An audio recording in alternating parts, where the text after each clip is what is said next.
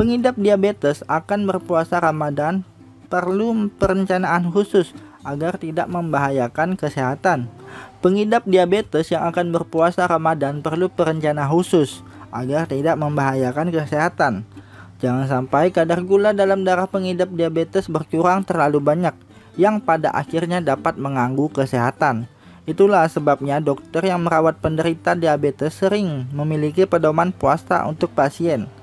Dilansir US News, berikut tips yang bisa dipertimbangkan jika Anda memiliki diabetes dan berencana untuk puasa. 1. Rencana dengan dokter sebelum berpuasa. Jika Anda memiliki diabetes yang terkontrol dengan baik, biasanya akan dibolehkan dokter karena risiko kesehatan relatif kecil.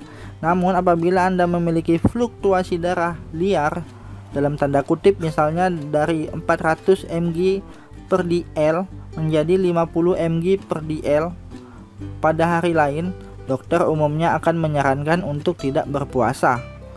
2. Terus periksa kadar gula darah saat berpuasa.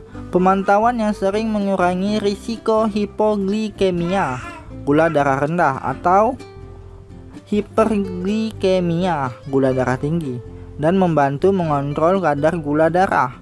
Tutur Dr. Havenden AF, asisten profesor kedokteran di Government Medical College di Manjari, Malappuram, India.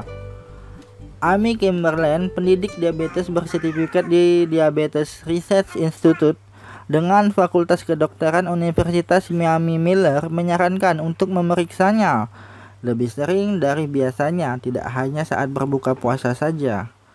Memantau glukosa darah Anda secara teratur selama puasa adalah kunci untuk menghindari masalah darurat kesehatan, katanya. 3. Tetap gunakan insulin atau regimen pengobatan apapun yang direkomendasikan dokter. Misalnya, George Grunberger, ahli endokrinologi dari Grunberger Diabetes Institute di Bloomfield Hills, Michigan, mengatakan beberapa pasien yang menggunakan insulin sebagai pengobatan berpikir harus menghentikannya selama puasa. Itu mungkin berlaku untuk beberapa pasien dengan diabetes tipe 2, tetapi untuk tipe 1 hidup Anda tergantung padanya insulin, dan Anda tidak dapat menghentikan insulin basal. Peringatnya, makan makanan sehat saat sahur. AV mengatakan penderita diabetes harus memakan makanan mengandung karbohidrat kompleks dan serat tinggi, juga banyak minum cairan saat sahur.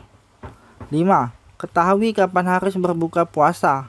Pedoman umum untuk berbuka puasa adalah jika glukosa darah kurang dari 70 mg per dl terjadi, kata Kimberland, sebab ini menunjukkan hipoglikemia.